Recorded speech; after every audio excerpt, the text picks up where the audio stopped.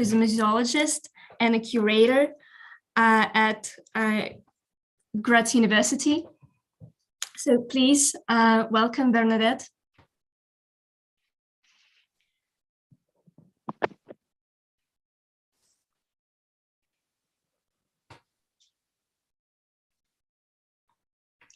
So thank you very much, Lada, for your kind invitation and for your kind introduction. I think I will share my screen. Is this all right for you? Yes, of course. I think you have all the permits. Yeah. So I hope you can see my presentation now. Yeah, it's perfect.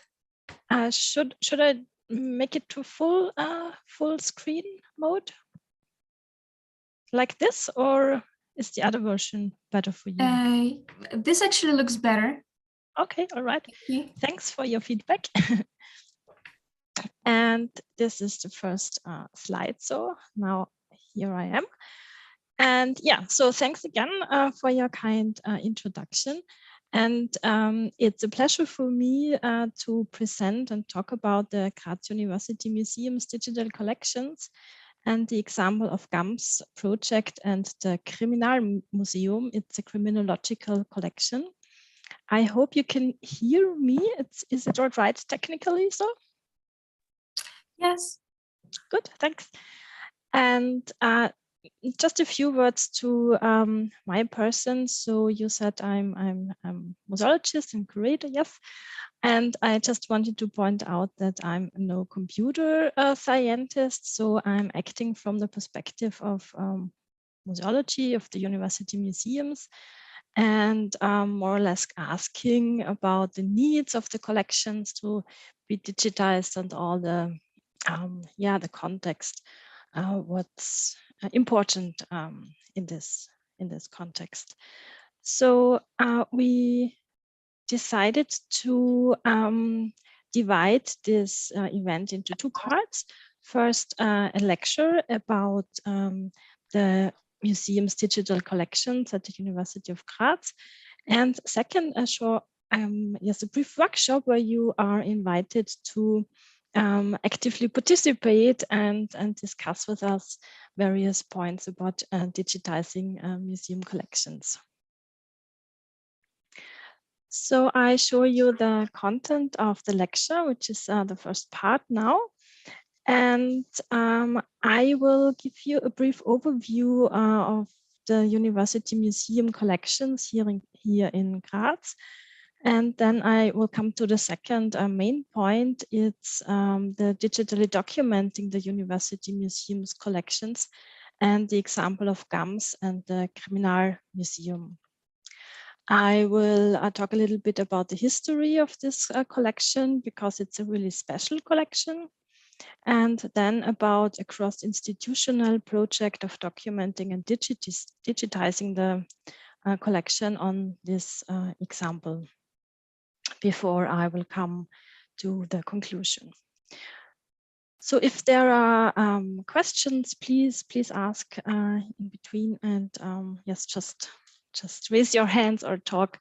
You are of course invited. So this is the point about University Museums collections.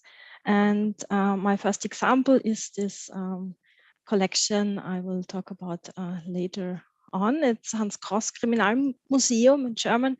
It's a criminological collection. And you can see here an actual insight into the museum presentation, which is located at the campus of the university. This collection was founded by Hans Gross, that's what's its name of, in 1895. And today this collection consists of around 2,500 items. I have put, when possible, the links of the collection or the websites in the footnotes here. And if you want, I can leave you the PDF of the presentation for your archive or for your use. Another important collection is the historical physical collection. You can also see here the actual presentation. It's exhibited in the Uni Graz at Museum, which is also a part of the organization or department of university museums. It's a collection of scientific instruments dating almost in the 19th century. What we have here, only for example, it's in German Einfaden-Elektrometer, which is a special type of electrometer to measure electronic voltage, just that you have an impression what is here exhibited about the items. It's around 50 objects, this collection. Then there is an art historical collection, which formerly belonged to the Institute of Art History. This collection consists of about 25 items. It's paintings, sculptures, drawings, engraving plates. And what you can see here is just one example, a Locon group of painted by a regional artist. There are a lot of more collections. It was just a few examples I pointed out. So this is a plaster cast collection, also hosted by the university museums. And another example is the collection of medals and badges. You can see here a medal for the 100th anniversary of the main building from 1995. And this is a part of the main building of the university. Another collection we have is the collection of presents for the University of Graz, acting as host, for example. And there are, of course, more collections than this.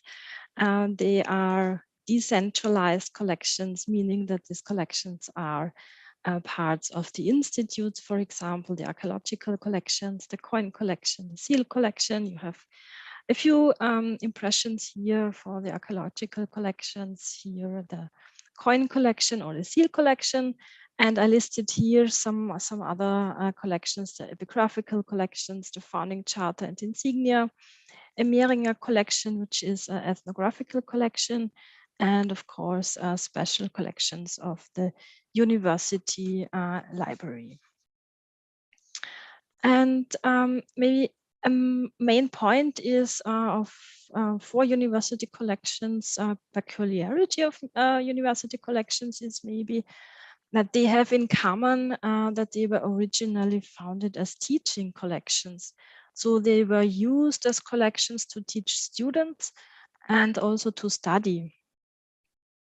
And also objects are not always, but sometimes, especially for scientific instruments, are results of research processes. So researchers had ideas or developed theories, and objects were, yes, expressions of these theories. So I come to the second and main point. It was just to give you an impression which collections are part of the university collections and the university museum. This is the original name of our department. And the process of documenting the Criminological Museum and the example of GAMS. This is what I will talk about right now. So as I have said before, the first point now is a little bit about the history of the collection, the history of the criminological collection, and then the cross-institutional project of documentation and digitization, of which the Criminological Museum or collection was a main point. It was also a student project involved and a special sub-project of this were objects belonging to poaching. I will discuss it in a few minutes.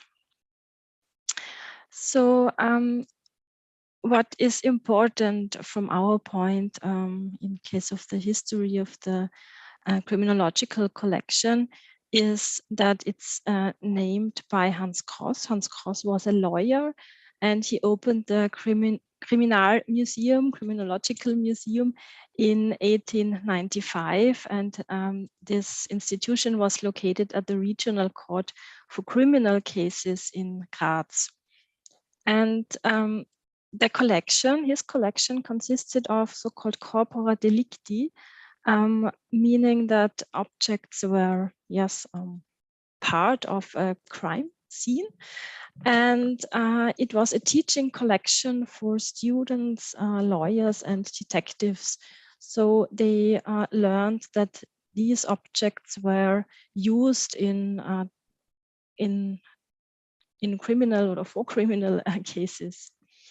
So in 1913, Hans Cross founded the Criminological Institute at the University of Graz. And in this context, he moved the collection to the main building of the university.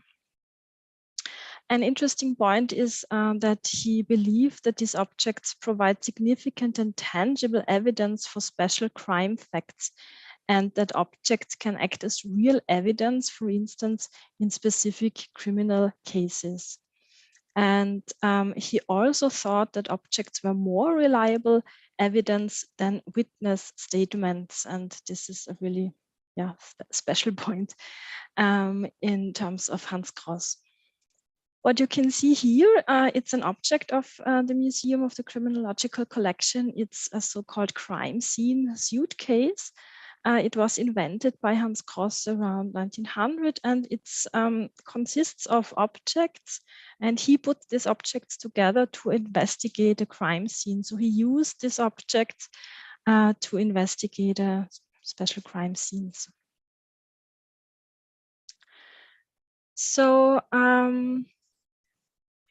since the cross-faculty platform University Museums at the University of Graz was found in the year 2010, this collection since this time, this collection is part of the department University Museums. As I've said before, around 2,500 items are located here. And due to conservatorial reasons of the main building, the collection was moved to an external magazine in 2014. And this was the point or the context in which the process of digitization started. And in this context, the collection was also recatalogued. And in 2018, the permanent collection or exhibition was reopened at the campus. And these are the pictures I can show you here. And you can see here this criminal suitcase and a sculpture of Hans Cross.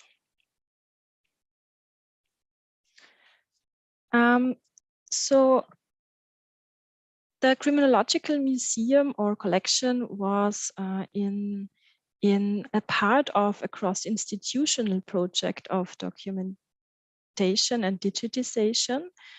And the title of this project was Repository of Styrian Cultural Heritage. It was a cross-institutional project.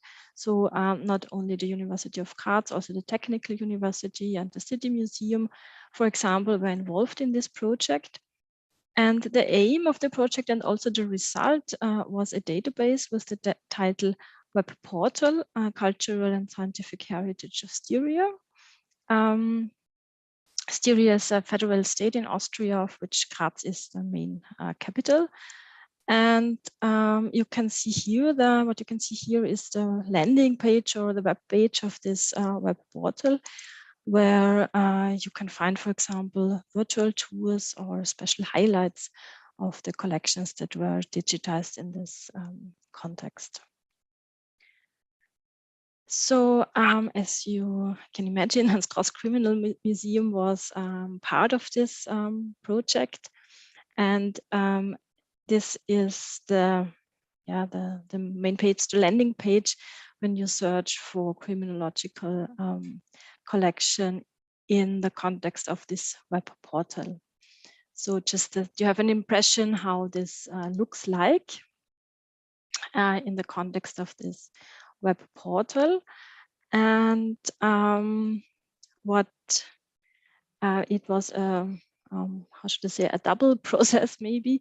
The collections were in this context also digitized and made open access via GAMS. And GAMS is the Humanities Asset Management System, which is hosted by the Center, or no, it's an Institute for Digital Humanities at the University of Graz, where you can study a master in digital humanities. And so it was a really close cooperation and project between the university museums on the one side and this Institute for Digital Humanities on the other side, where we could put together teaching and research in this project. And the list of collections here that you can see is the list of collections that were digitized in the context of this web portal project. And on the same time, these collections were also made open access in GAMS. So these are two portals, and I will talk now about GAMS primarily. This is the landing page to the digital collection of the criminological collection. I'm really sorry, we only have it in German at the moment. We will try to have it in English in some time, but I think this would be another and a new project. And yeah, so I will show you around. And this was one thing which was the result of the student project. This is important for our lecture here, because the structure of this web page and also this gallery of tiles, this is also a name the students were developing. So and this gallery of tiles should help to navigate on the page. And you can, when you click here, it's only a screenshot at the moment. You can click into the history of the museum. This is here. You have the collection of the objects. You have a virtual tour, which is on poaching. I will discuss it a little bit later. Then you have access to the project on poaching objects. You have here categories that were designed by Hans Kross himself. And you have this special object, the crime scene suitcase, because we think that this is a really important object. So you can come directly to this object. This is a small text about the history of the collection. So yeah, I think I have talked about it before. Yeah, and here you have again access to the history of the collection, to the project of poaching, and here to all the objects. So I said that it was a close cooperation between the university museums and the Center for Digital Humanities. And I wanted to give you a little bit insight into our theoretical considerations that we were acting off. And on the one side, from the side of the university museums, it is the theory of museology we were including into this project. And according to this theory, objects can act as witnesses for events, for persons, for times, because of the point that objects were maybe part of, authentical part of a special event. And this is what we think is also a very special point for the criminological collection, because of the thing that objects were corpora delicti and part of a criminal case. So what you have here on the picture is these are objects from the collection, and these are objects prisoners were making to break from jail. And this is a drawer in the museum. And yes, as I said, we recatalogued this object in the context of the project, and every object was there was taken a picture and so on and so on. And the other thing is, the other part is or was the theoretical background of the digital humanities and the digital humanities research paradigm by the Center for Information Modeling. And we were focusing on some points in this project, and these points were modeling information content. It was describing, managing, and visualizing metadata primarily to humanistic texts, but in this project we transformed it to museum objects, transformed this paradigm, and mostly XML-based standards were used to model, transform, and visualize information, in further consequence to exchange and intercommunicate information. And the objects you can see here are other examples of the criminological collection.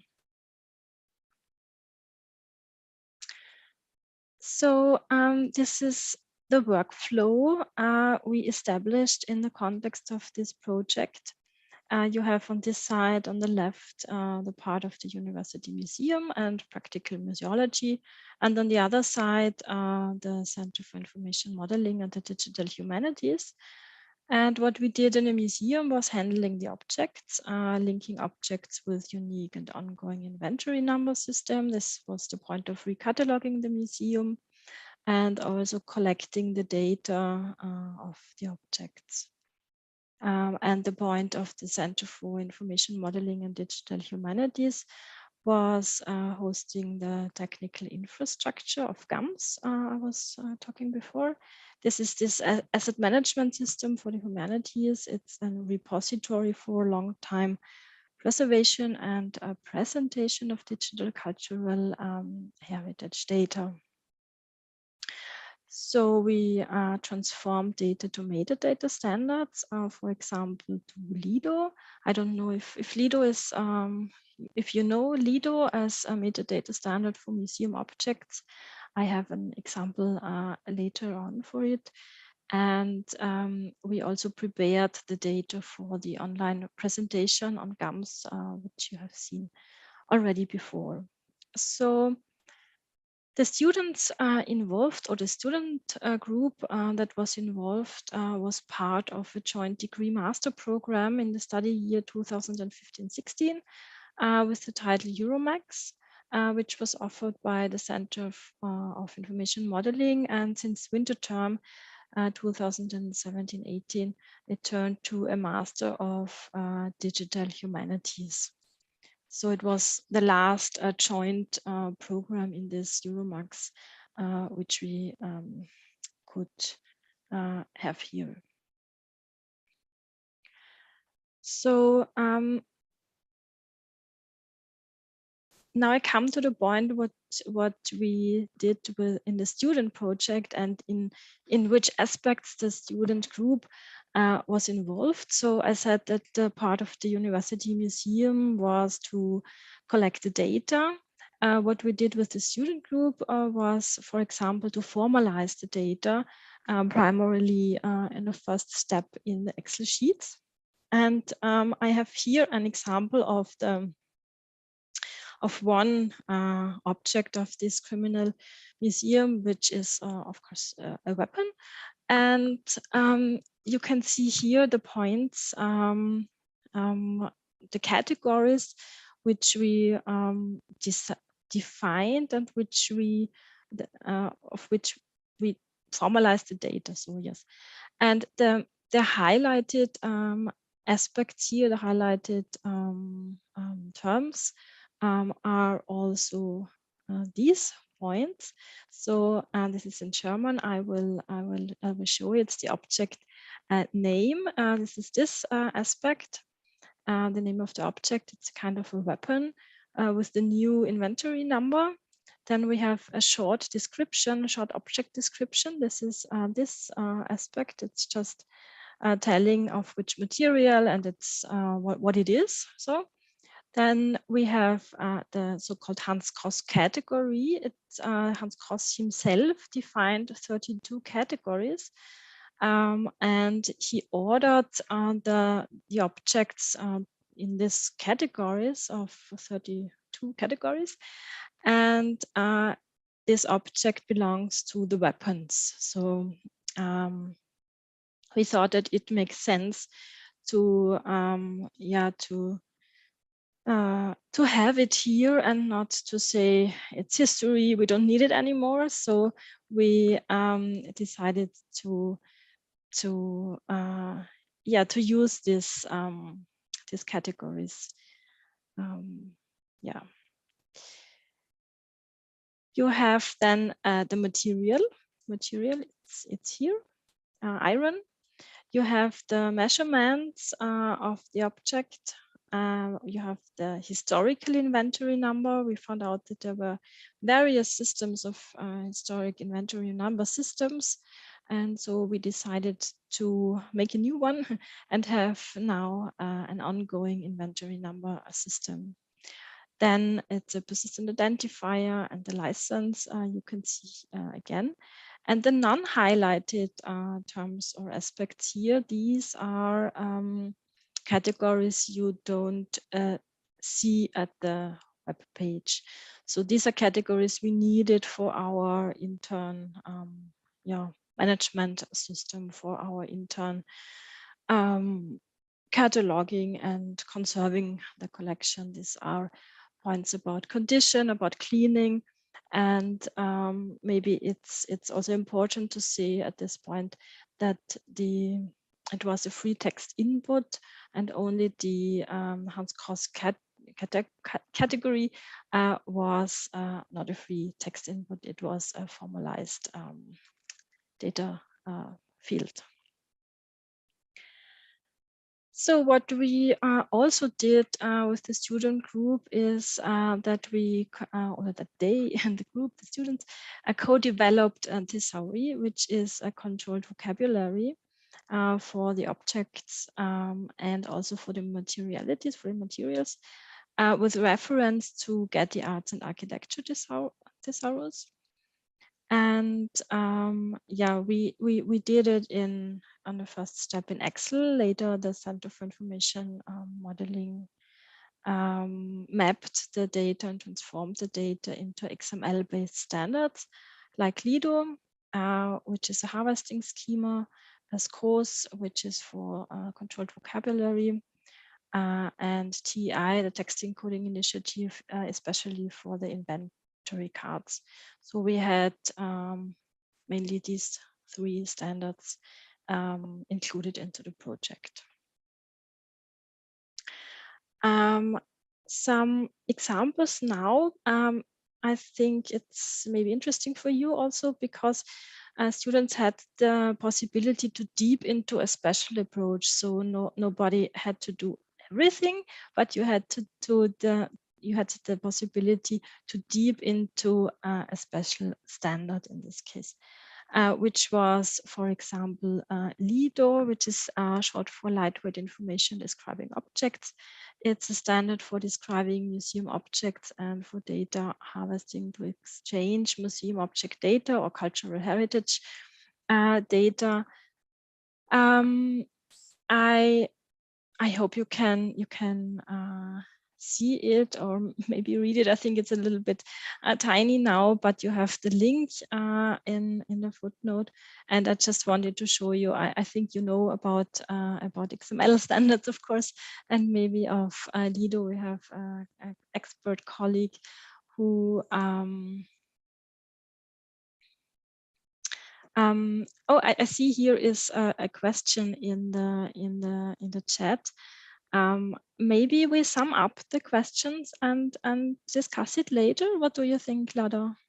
Yeah, sure. I think it's a good idea. We will just be in the chat, so the people won't forget them. Yeah. Then we'll attend all of them. Okay. Thank you. Okay. Thank you. Yeah.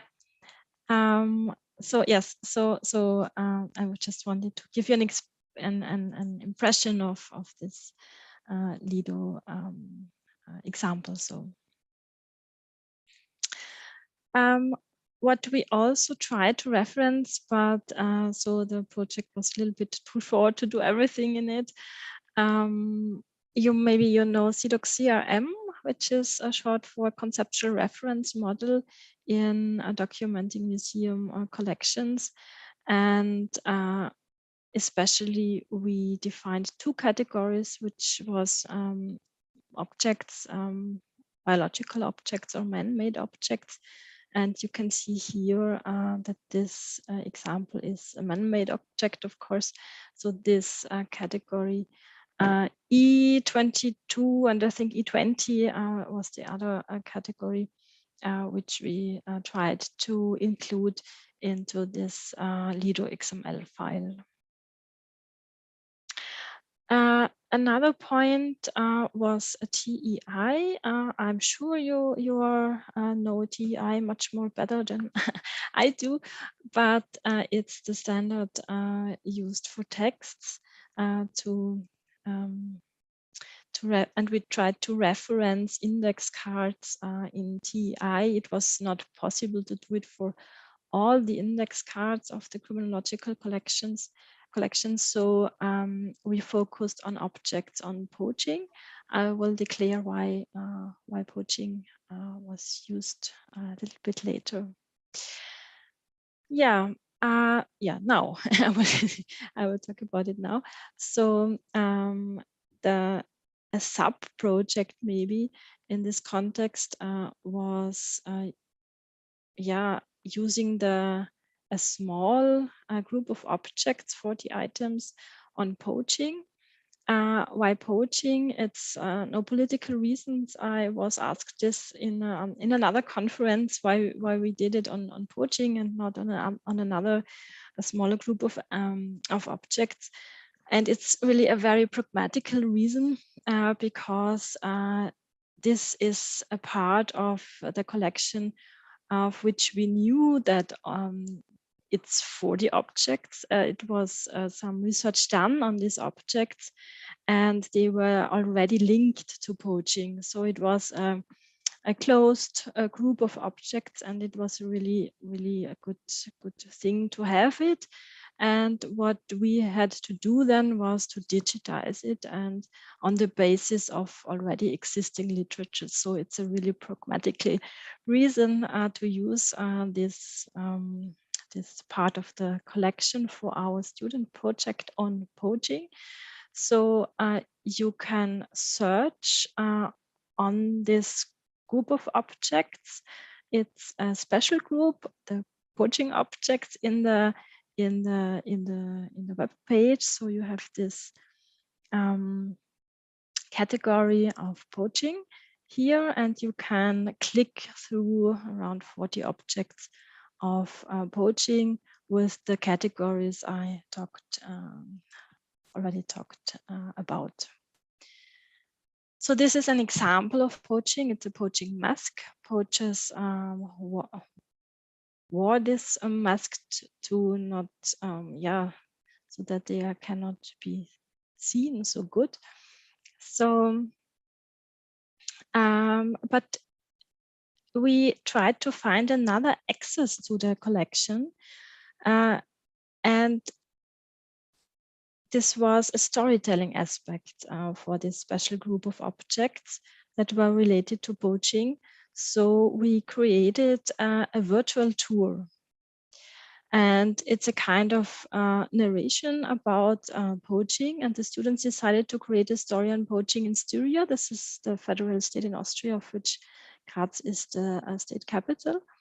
And this drawing is also a result of this process. So it's, of course, a fictional drawing. And so you can imagine how maybe poaching could have looked like.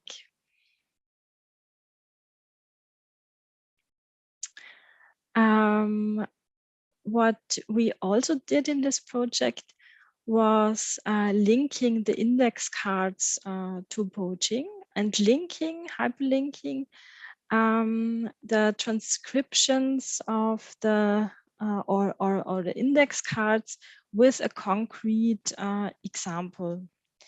So you can see here index card, an index card which is which refers to poaching, and here a really small button, it's TEI, and you come here to the XML standard of map of this transcription. And here you can see the relation between an object and another type of object, which is an index card here. It's here in red color, and this is the point where we thought it makes sense to hyperlink this object. Here you have this object with the number 490, and it's hyperlinked with this index card. So you have here a hyperlink between these two objects. So you have on the one side, you can browse through the collection by your own interests, and you have if we had the possibility, and if we saw that there is a connection between the index card and the object, we tried to hyperlink, or we hyperlinked these two things. So another access to the collection, it resulted in a master thesis by one of the students. It was a statistical, sociographic analysis of the professional structure and age structure of the perpetrators. And you see here, it's the statistical analysis based on the index cards. And the result was that the student Christopher Pauline did his master thesis on this part of the project. So I have here, it's one of the last points, the virtual tour, which is the story on poaching. You have this drawing here, which was also the result of our student project. And one of the students did this, I think, really nice drawing. And you can click through the objects and through a small story on what poaching is about, of course, based on the objects of the Hans Kraus Criminological Collection. And the tool we used, this was StoryMap.js. Maybe you know it. It's on the one side you have, it's also for geographical indexing, and on the other side you have the possibility to include a drawing, a text, and hyperlinks, etc. So I come to my concluding thoughts for this point of our lecture. I can say it was a really close cooperation between the Center of Information Modeling and the cross-faculty platform University Museums. So we had on the one side the museum documentation and the digitization on the background of museology and of digital humanities. the students had the possibility to focus on a special topic, for example, documentation, data analysis, web development, and they developed their master thesis out of this project. For the users, it's the point that they can browse through the collection on their own interests, but they have also the possibility, for the example of poaching, of course, to have a storytelling aspect, a kind of a narration which was prepared by us. It's a curatorial aspect, of course. And yeah, you can choose on what you want to see. So GAMS is really a great tool for, system for long-term preservation of the data, and also a good tool, we think, for the data presentation. The question we thought about, or we still think about a little bit, is the use of metadata standards for the object documentation process. Of course, it's really a need to have a harvesting schema to exchange data. But for the documentation process of the museum, it's really the question. So GAMS is really a great tool for long-term preservation and also for presentation of the data. But for museum context or need, there is one thing a little bit, how should I say, missing a little bit. So it's the point of the collection management tool, a kind of a database where you can collect the data, where you you write down what you have, your research results, etc. So this is the point where we are working on at the moment. We're working on, yeah. And one of our questions was also, is there maybe, or are there maybe alternatively possibilities to give access to the collection? So we think about this point at the moment also in the context of another project in which we are involved on the basis of this historical physical collection I was talking about at the beginning of the lecture. So this is what we are at the moment thinking about. And the last point is just for, if you're interested in, it's in German, I know, but these are the master theses that were developed in the context of this project.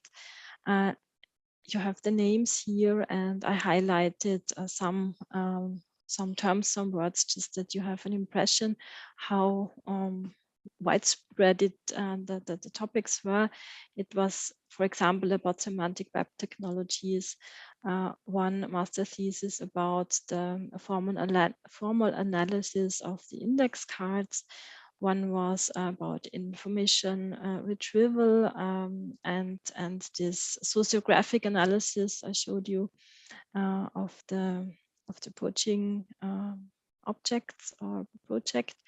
One was about long-term preservation and digital strategies for preservation. This one. One was about the virtual presentation or representation of cultural heritage on the example of the criminological collection. And one master thesis was about personalized data in the context of digital sciences, let's say. So yeah, so this was my presentation, my short introduction or overview on our project. And yeah, let's see, it's just an image of our web page. So thank you for this point, for your attention. And yeah, I'm curious about your questions.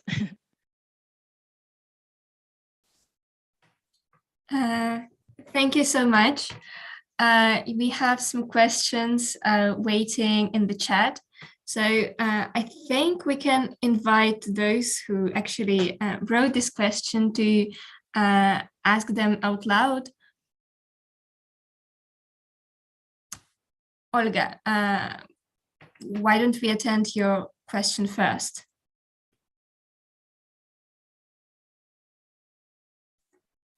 Yeah, okay. Hello. Hi.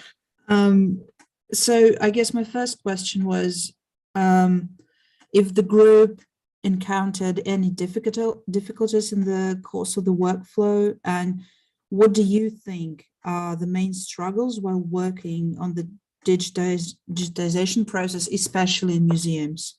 Because it's something that is very interesting to me as I'm working, my colleague and I are working on kind of the same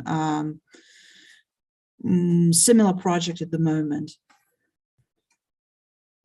Yeah, thank you very much for your question. Did the group have difficulties in the workflow? Yes and no.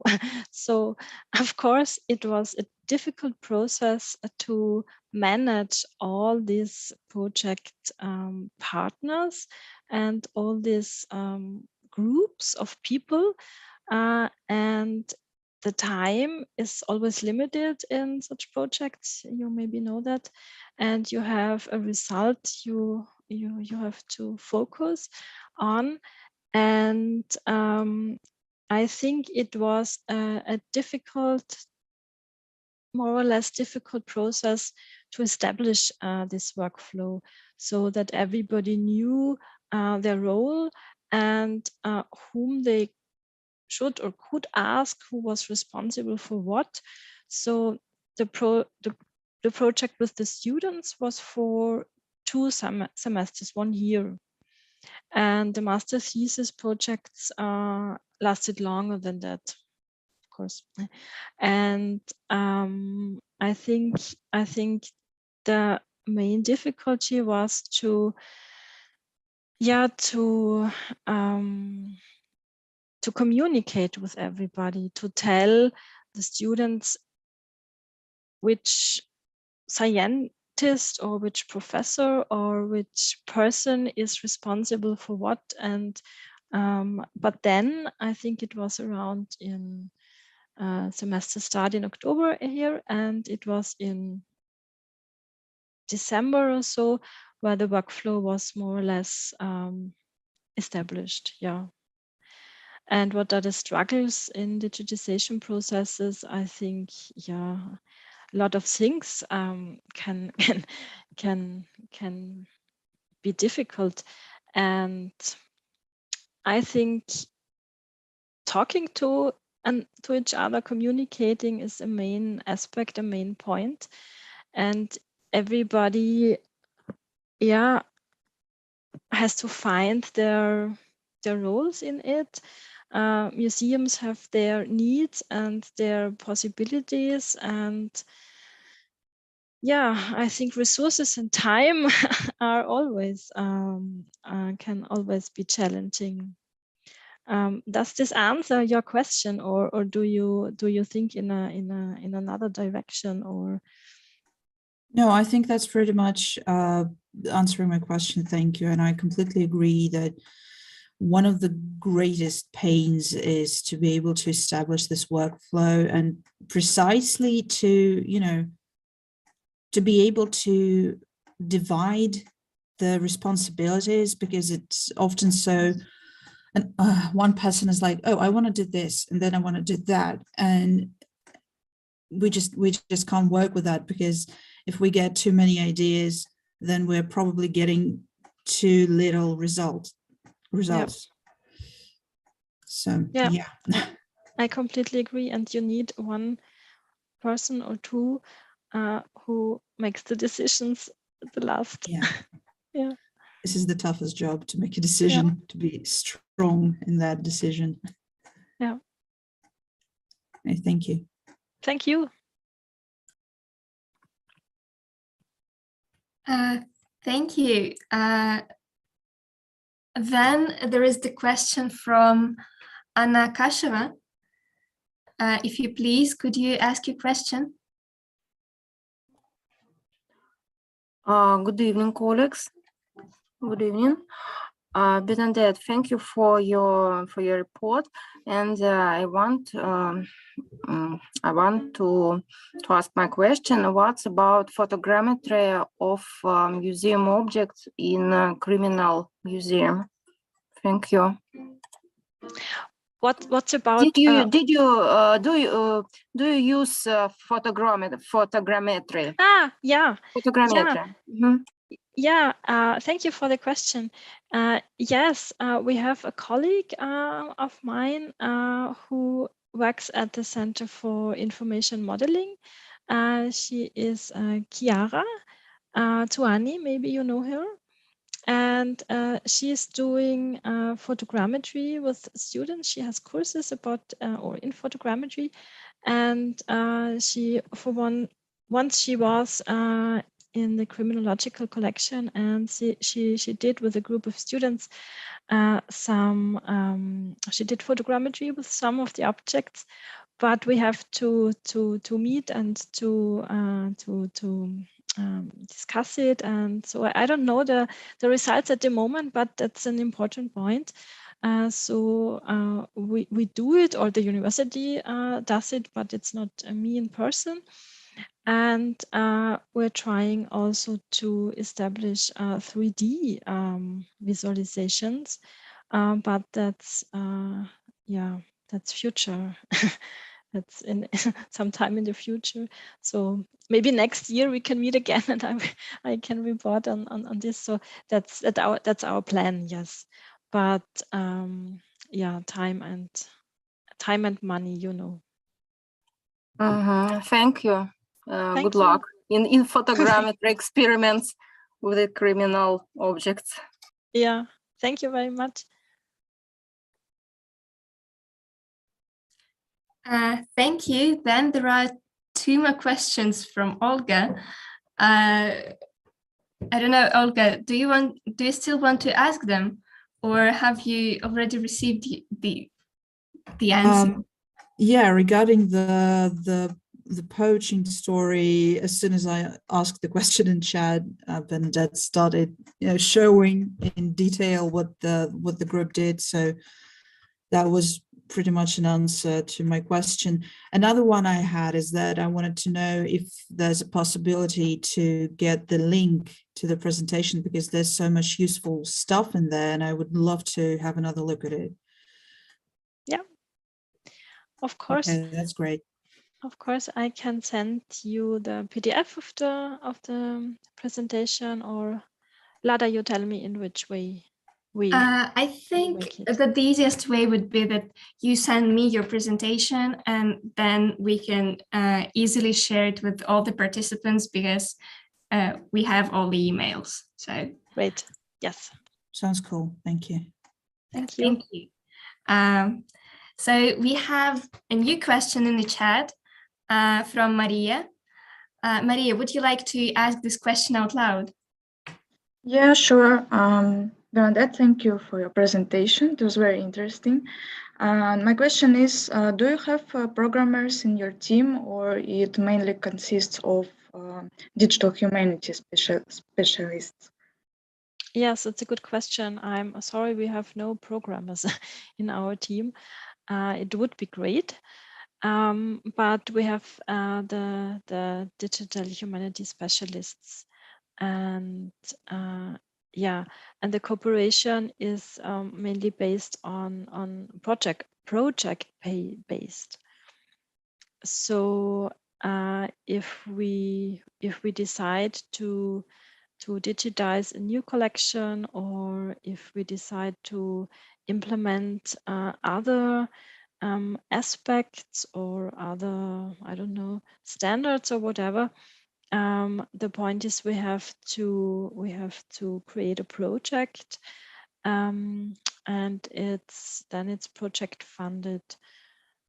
So this is a little bit maybe a point where we have to work on internal university, and maybe to establish here, yeah.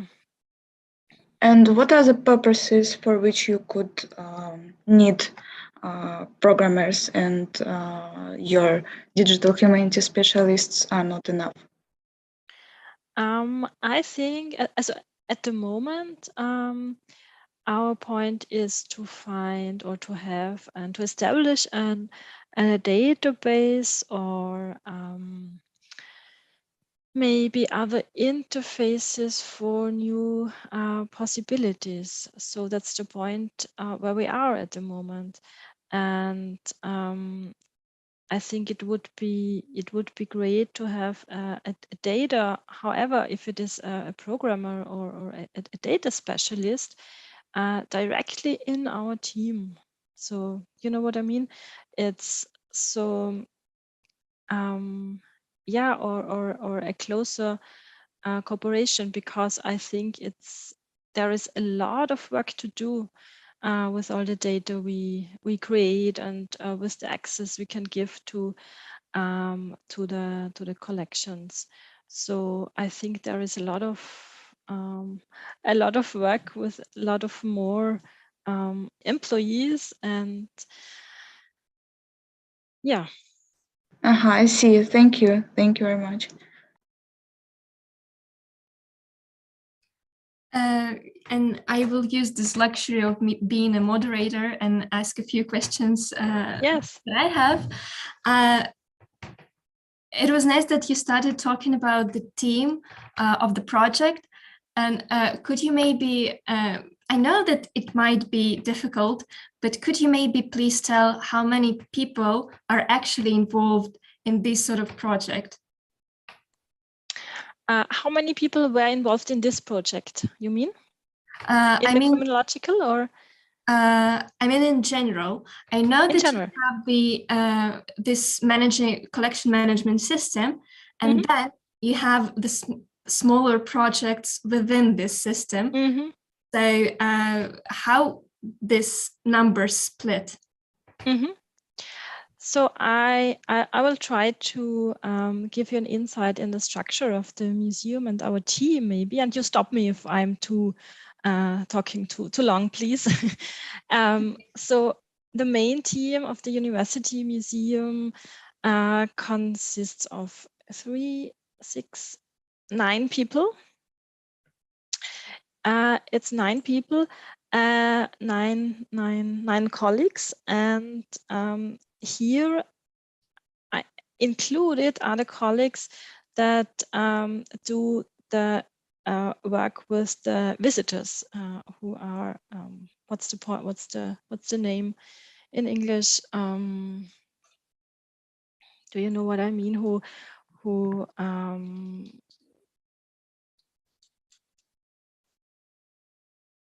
work with the visitors, who give tours with the visitors, and I see the guides. I don't know. Yeah, I know. I think so. Yeah. So these are 2 or 3 colleagues who are directly working in the criminological collection, and 2 and let's say half colleague who are working in the Uni Graz at museum at the historical physical collection. So, and then it's the head of the university museums, who is also a professor for history here. It's Professor Reisinger, and me as museologist, also teaching and doing the research and the management of the collections. And that's our main team. And then at the Center for Information Modeling, there are a lot of colleagues, and it were Elisabeth Steiner and Karina Koch, 2 colleagues that were really responsible for the criminological collection project, the digitization project, and these 2 colleagues were mapping the data, and they did the web development and yeah, all the technical infrastructure that was necessary for the project. And maybe I think you know Georg Vogeler. He is the professor for digital humanities. He is the professor who was supervising the master thesis. He and another colleague of him, it was Johannes Stiegler. He is just what's the word, retired? It's the word retired. No, retired. Yeah. I think you mean the same thing. Pensia. Yeah. We have the same in Russian as you have in German. Okay. So yes, so 4 colleagues at the Center for Information Modeling, and this was the status quo for the time as the project was implemented. And there are, of course, changing things or colleagues, and in the meantime, Chiara Zuani is here for example, for the digital aspects of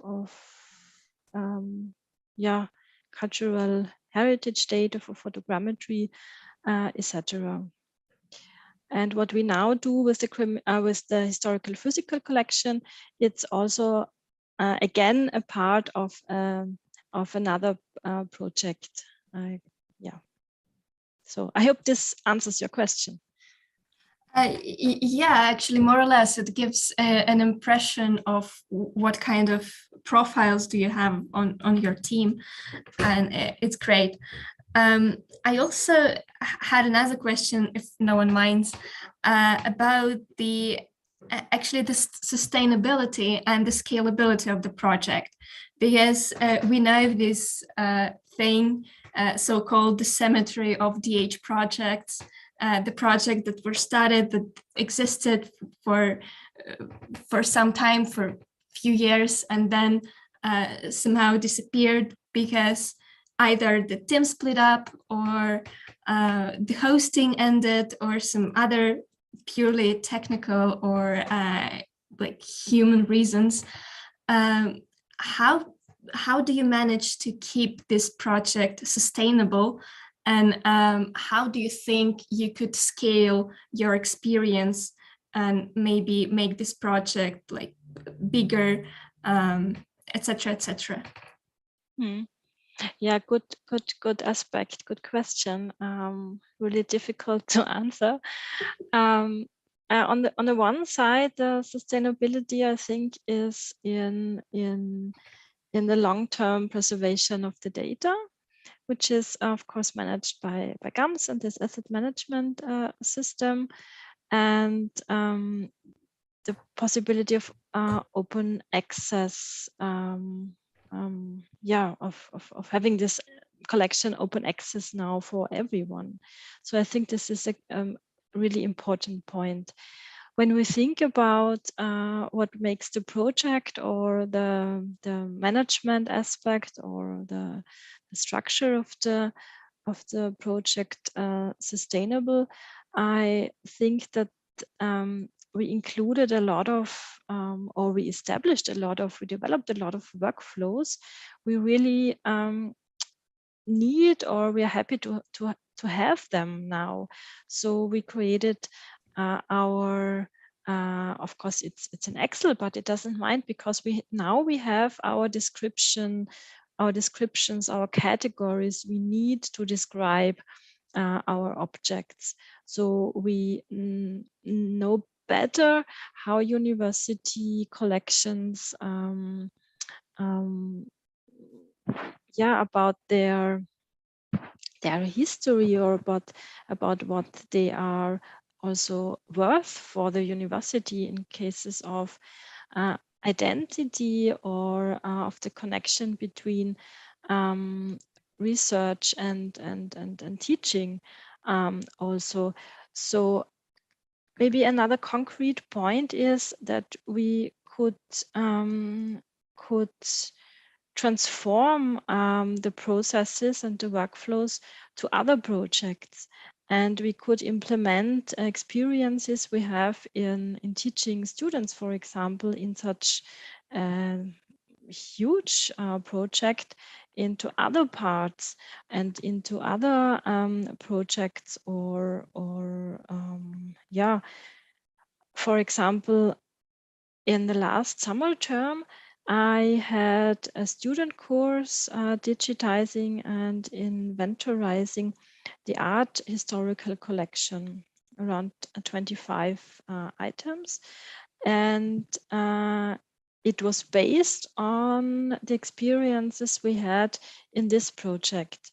So it was just a small aspect we took, and we filled a whole semester with researching the objects, with collecting main data of the objects, and we knew which data are so important for us that we want to have it as a result of this process. So, but of course, it's never enough sustainability, I think. So it's maybe a good point to maybe write the sustainable aspects really down, and to create kind of a style sheet or a guideline as a result of this project. So this is, thank you very much for this question. It could help, of course, also in cases of writing new projects, or yeah.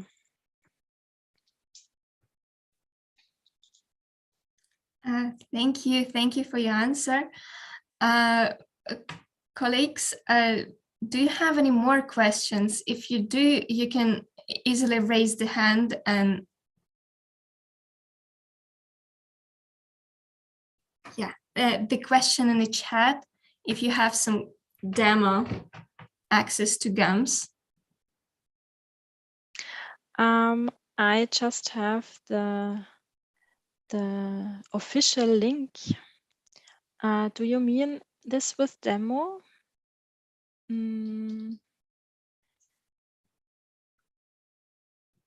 I'm searching for. Hello, that was actually my question. My name is Sasha. Thank you very much for your lecture. And the question is about demo access to administration part of GAMS. No, sorry. Okay, and do you have any screenshots, at least to feel like, was it to feel all that objects, categories, etc.? No, I don't have it, because this is really the point where the colleagues from the Center of Information Modeling are responsible for. So it was the mentioned colleague Elisabeth Steiner and Karina Koch who were doing this in the project. So we did not have access to GAMS in this point. Demo versions for data collection. I have our style sheets, our Excel sheets. Is this what you think about?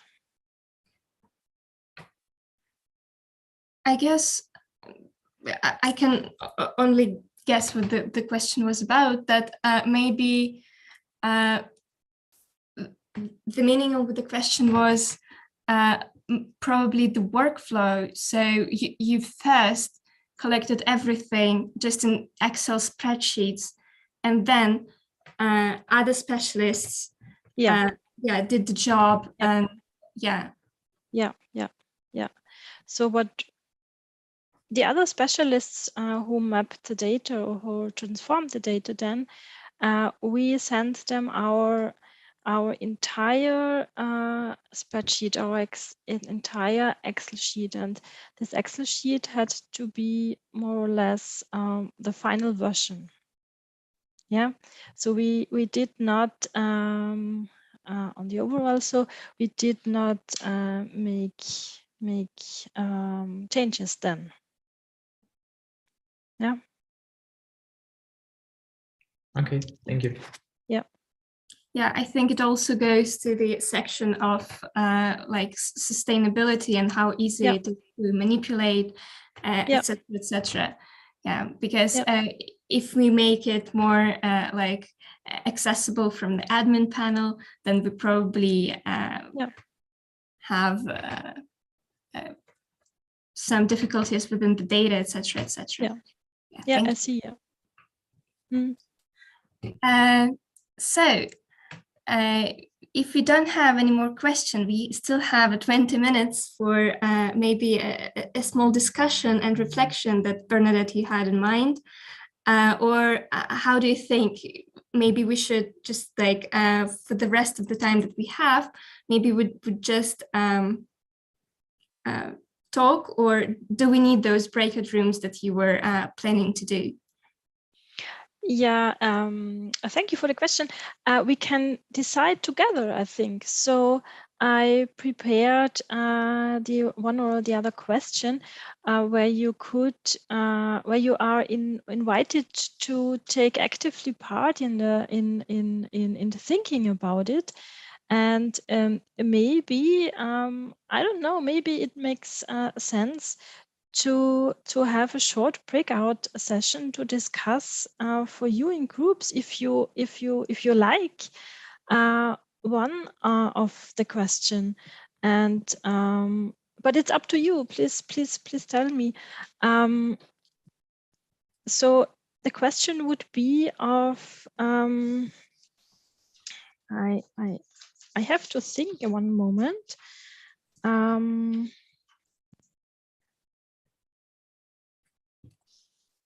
Maybe a more or less personal question for you. You could reflect, if you like to do this, on the way in which you personally would engage digitally with the criminological collection or with another collection. But the criminological collection is a really sensitive collection, I think, because so many stories are connected with the objects, and it's really difficult to decide which access we want to give visitors or users to it. So it's my suggestion to maybe have maybe 2 breakout rooms where you could discuss it for your own, and then we discuss it in the whole group, or we discuss this point not in breakout sessions and do it this way. What do you think? I think we should make a decision together, so we have these reactions in Zoom, so we can vote sort of. If somebody wants to go into the breakout rooms and first discuss the question that Bernadette asked to us in the smaller groups, prepare the answer, and then sort of discuss this answer together, please raise your hands in Zoom.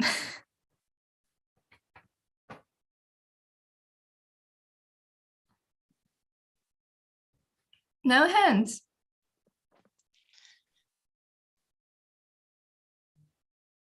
Yeah, I don't see any hands.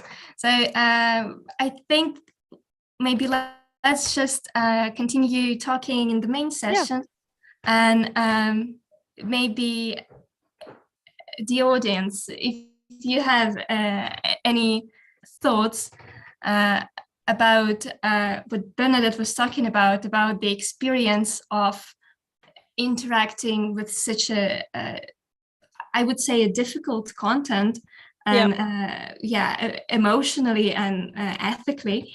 Do you have any suggestions on the user scenarios, for example?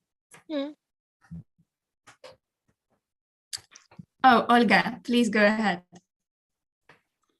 I don't know if I could add something new to the table, but I just really wanted to a bit of, dive into this discussion, because this is also an issue for us, for our group that is currently working on a text-based game, which is based on the shamanism. So this is also a very sensitive topic. And, recently I had a discussion with the head of this project. I had an issue with writing some dialogues because, there was a certain alcoholic beverage there that was supposed to be, consumed by the shaman to, in order to participate in a ritual. And there was also an issue with some animal blood. And so, these are kind of things that, you can't really erase them, because these are real life things. These are the essential tools that were used by those people and maybe are still used. But we have to think about people who are potentially the users of this, I don't know, exhibition, story, other piece of product.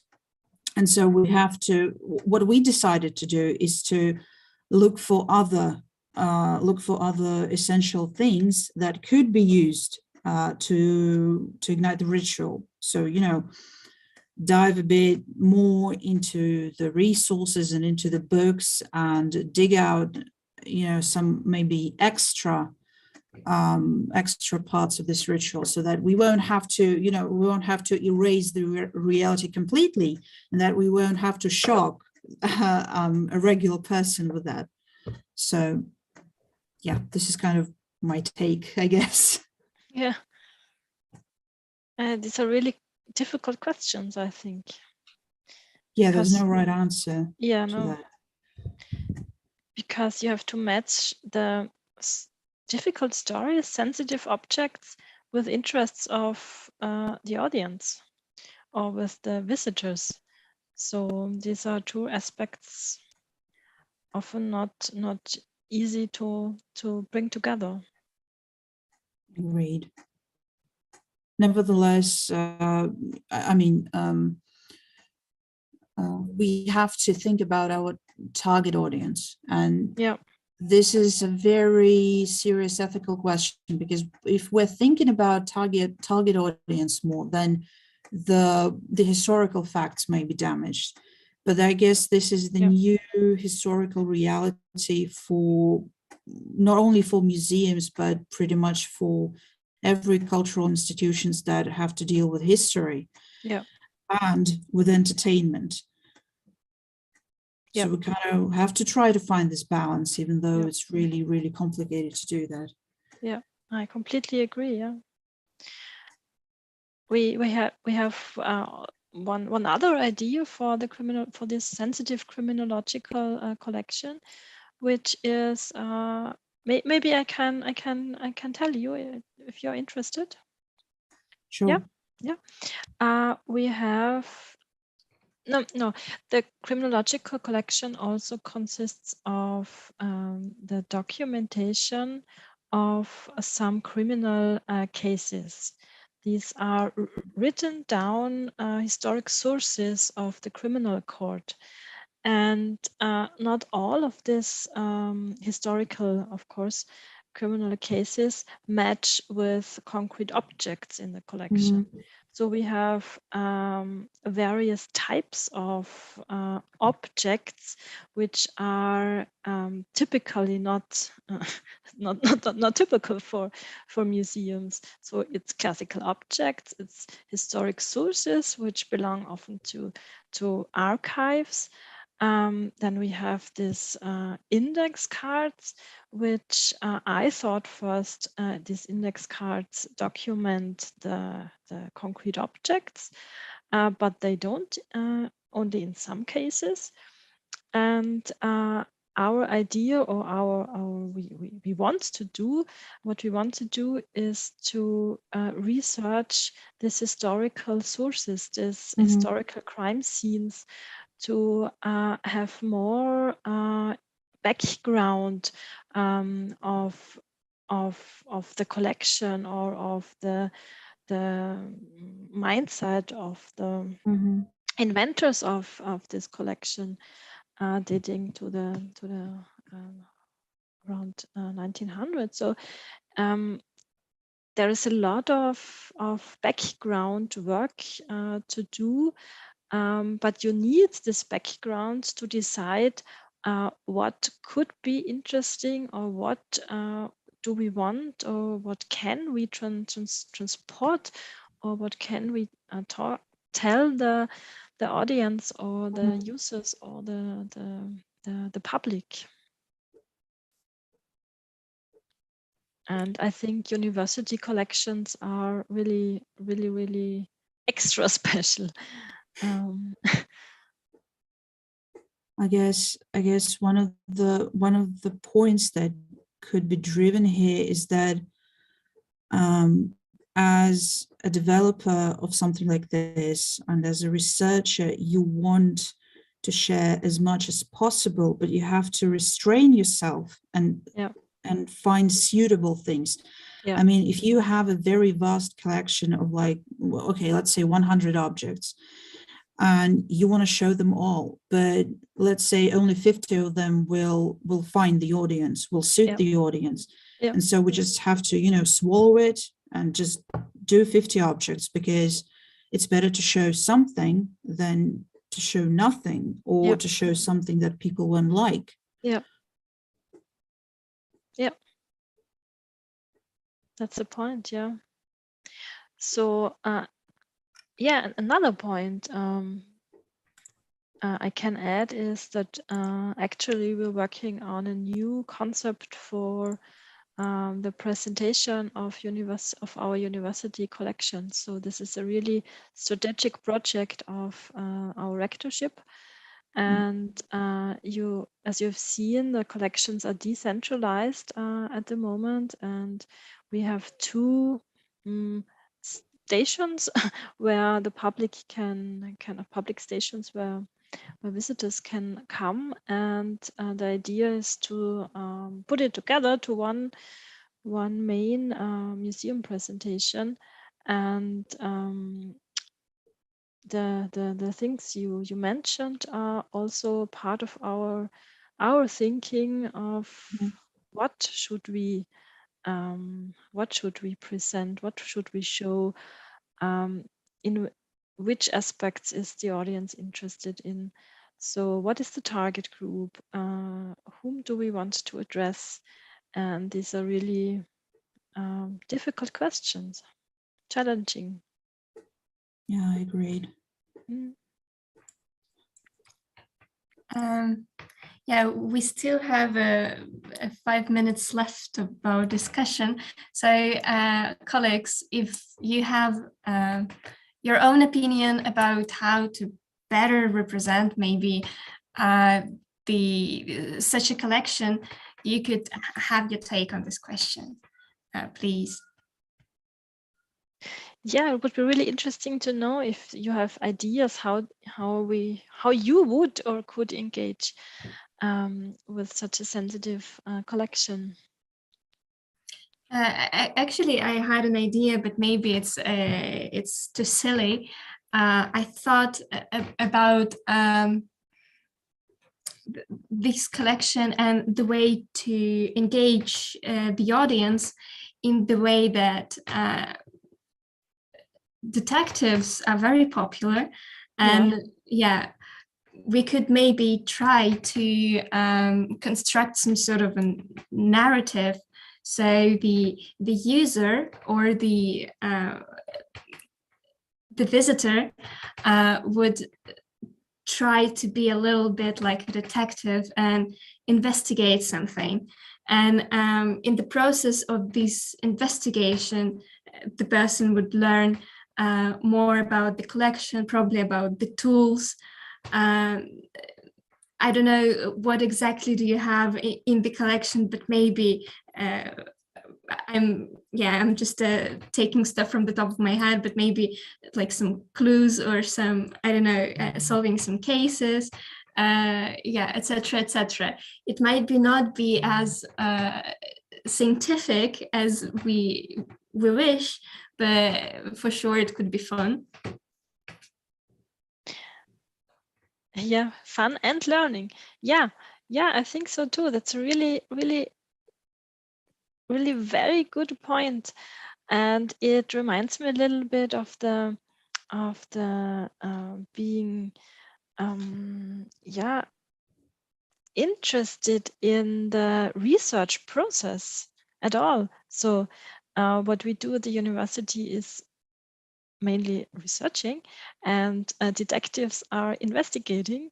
So Which are the synonyms actually? It's really a good point. Detective from different epochs, yes. A historical dimension too. Yeah, great. Actually, I will give another chance to the audience to jump in and ask something if they have, or add something if they have something to add. But in the meantime, I would love to thank you, Bernadette, for coming and giving this wonderful lecture, which turned into a very, actually, I think it was a vivid discussion, and a lot of questions were asked. I think our students and our audience outside from ITMO University had a chance to learn what Graz University looks like and what museums in Graz University look like. Thank you very much. A lot of hearts and applause. Yeah, thank you. Also, put hearts. So thank you very much. If you're comfortable with this, could you maybe share your, or I could maybe share your email for follow-ups if somebody have them, from the audience. So if you receive questions from random email addresses, it was somebody from the audience. Thank you very much. Maybe Bernadette, do you want to say something in very, very conclusion, and then I will say goodbye. Thank you so much for your attention. Thank you very much for this this great discussion, for your questions. It's always very helpful to reflect for oneself on some points. Sustainability, one point, learning, and fun on the other side. These are really interesting inputs for me and for our work. Thank you very much for this great exchange, and also for organizing and for the invitation. You're really a great audience. So you are welcome to write emails or to get in touch with me, with us here. And looking forward maybe to see you hopefully again in the future. Thank you very much. Thank you. Goodbye, everybody. Thank you.